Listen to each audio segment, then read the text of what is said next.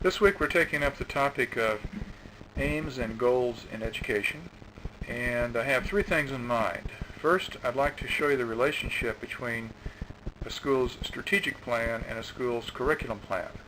Secondly, I'm going to review with you several terms that were discussed by the authors of our textbook in this week's reading. These are terms that are crucial to understanding curriculum studies. And then thirdly, I prepared a brief historical sketch of the aims of education as we've seen them through the history of American schools. First, I'd like to review a concept from last week. Remember, we said that all you need to know about a curriculum is why, what, and how. Well, those terms, why, what, and how, refer to the purpose of a formal education and the aims and goals we have in that education. The what refers to the content, and how refers to the methodologies that we're going to use to implement that curriculum. Now, in the left-hand column, where you see the words vision, mission, and strategic plan, what I've tried to depict in that column are the steps of a school's strategic planning process. We begin with the preparation of a vision statement, and then from that vision statement we prepare a mission statement, and then from that mission statement then we prepare the school's strategic plan. Some of you may have had some experience with strategic planning, or perhaps you've seen your school's strategic plan, and we want to make sure we understand how that fits together with the school's curriculum. Well, in the column just to the right of that, I've tried to show you how the aims of education that we have in a curriculum, they will be embedded in a school's vision statement and mission statement. And the goals of education that we have in a curriculum, they will be addressed in some way in the strategic plan itself. Now, the instructional objectives, both general and behavioral, those are what you do at the classroom level when you write your unit plans and your lesson plans. Before we really see how this relationship works, we need to make a distinction between the vision statement and the mission statement. And the simplest way I have of explaining that is to say simply that the vision statement is what we see. The vision statement is how we describe our vision of our school in the future, 5 years from now or 10 years from now. And we're using our imaginations in order to describe the kind of school we think we're capable of becoming and that we want to strive toward becoming. We write our vision statement in terms of imagery, very concrete images, so we can see the kind of school that we'll have in the future. The mission statement, on the other hand, is an explanation of specific actions that we're going to take. The mission statement is what we do, and the mission statement is going to give us direction so we know how to reach our vision. From the mission statement, we write our strategic plan. And the strategic plan is going to list all of the goals that we have as a school. And it will prioritize those goals. And it will give an allocation of resources to those goals. And the strategic plan also will indicate how we're going to evaluate whether we've met those goals or not. Let's look at the terms that we've used already, aims and goals and objectives.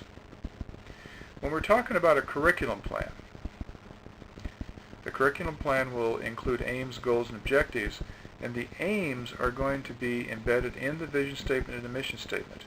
These, our textbook authors tell us, are very general statements, and they're statements that are simply giving us direction to the kind of education that we're trying to provide for our students. For example, an aim of education would be to develop responsible citizens. Another aim of education would be to develop the habit of lifelong learning. Now you notice that these, first of all, are general statements, and they give us direction to what we will do more specifically in planning the curriculum. In fact, what aims of education will do is tell us how we can begin to then start writing the goals. Now these are statements that are going to have some purpose in mind and a specific outcome in mind. For example, a goal of education would be for students to learn to read. And in particular, we could say that it would be important for students to learn to read at a grade level expectancy.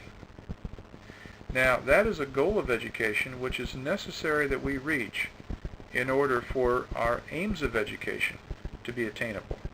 Remember, we said that citizenship was an aim of education, and developing the habit of lifelong learning was an aim of education. Well, in order to do those things, literacy is necessary. So the goal stems from the aim. Objectives are statements that we write for purposes of guiding instructional plans. We would write objectives at the level of unit planning and lesson planning, and they're going to enable us to make decisions about what kind of instructional activities to plan for our students and how to go about assessing students' progress in those instructional activities.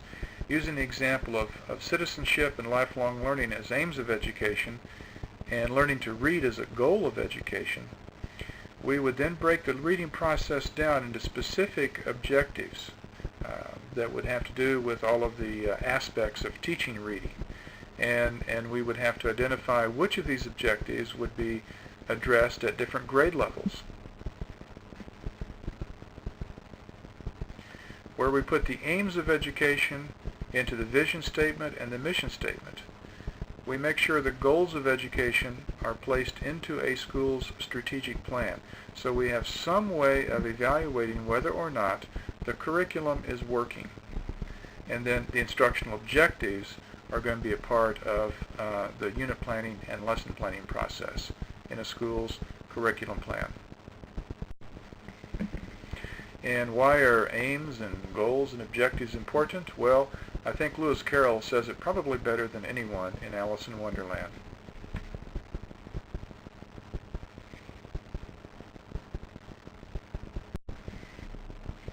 Let's look at a brief history of the aims of education in American society. Actually, it goes back to more than 300 years ago. The Massachusetts Bay Colony saw that schools were going to be important if their colonies were going to thrive, and you may recall the religious heritage of the early New England colonies.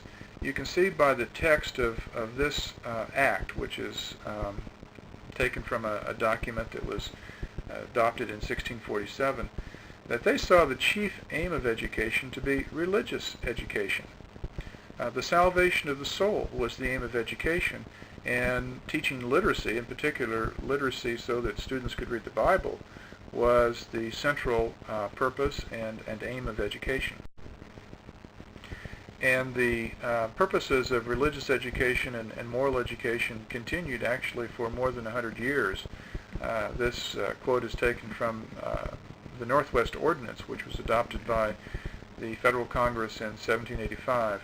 There were actually two Northwest Ordinances, one in 1785 and one in 1787, and both of them had to deal with setting up a system of schools. And we can see by this text that moral education was still very much a part of the aim of formal education. When we begin to look at what happens in the 18th and 19th centuries, we see that these aims of education take on new functions, actually. In particular, with the Moral Land Grant Acts of 1862 and 1890, you see Congress setting up a higher education system specifically for the purposes of agricultural and mechanical education. In other words, they saw the purpose of education, the aims of education, as having to do as much with commerce as with moral education and religious education. And that emphasis continued through the Smith-Hughes Act of 1917, which set up vocational technical schools early in the 20th century.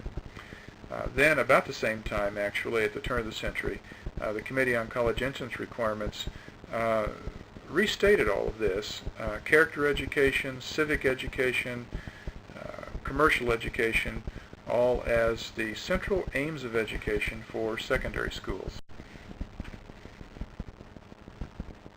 If we move into the 20th century, we can see another shift, although, in aims of education. At the turn of the 20th century, a commission was formed in order to try to put into a single document again, just about 20 years later, another statement of the aims of education, and you can see that that list was enlarged a little bit. In particular, they added community and personal health as an aim of education. They added worthy use of leisure time, of course ethical character and civic education, the importance of the family, the reading, writing, and arithmetic. All of those were carryovers from previous statements on the aims of education. And then we move into the 20th century. By the middle of the 20th century, we see a new turn in aims of education, and in particular we see three items of legislation: Elementary Secondary Education Act of 1965, Public Law 94-142, and then Title IX of the Elementary and Secondary Education Act in 1974. In one way or another, all of these acts dealt with equality of educational opportunity. In the case of the ESEA in 1965, the chief concern was children in schools impacted by poverty, and Public Law 94-142 ensured equality of educational opportunity for children who were handicapped. And then the main emphasis of Title IX, ESEA 1974, was gender equality, both in the curriculum and in extracurricular activities. Then in 2002, Congress passed an act titled Leave No Child Behind, where the aims of education refocused on the academic skills. And in particular, what this act did was identify those skills and the accountability systems that we would actually have to make sure that students were making progress toward those skills. Of course, one of the things that we know for sure is that aims of education probably will continue to change. There will be many issues that we face in society that will continue to have an effect on aims of education. Here are just several, and no doubt you can think of many, many more. Certainly cultural and linguistic diversity will continue to have an effect on what we see to be the chief aims of formal education. Emerging technologies, the effect that they have on commerce and the way we communicate, certainly the depletion of physical resources, and the effect that depletion has on our environment will continue to have an effect on aims of education. And no doubt you can think of many, many more. Keep in mind that these aims of education are going to be broad general statements that will give direction to instructional goals that we'll have in our curriculum. These instructional goals will have a specific outcome in mind, and the goals will be the direction that we'll use to enable us to write specific instructional objectives, behavioral objectives at the level of unit planning and lesson planning that will give direction to instruction.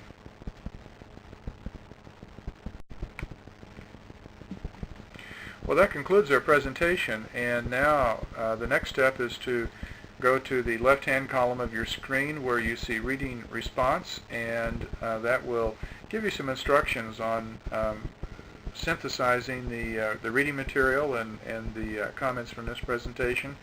And then also there will be some other tasks that I've outlined for you for this week. As you work through them, if you have any questions at all, don't hesitate to send me an email, or if you prefer, just call me on the telephone, and I'll give you whatever help I can.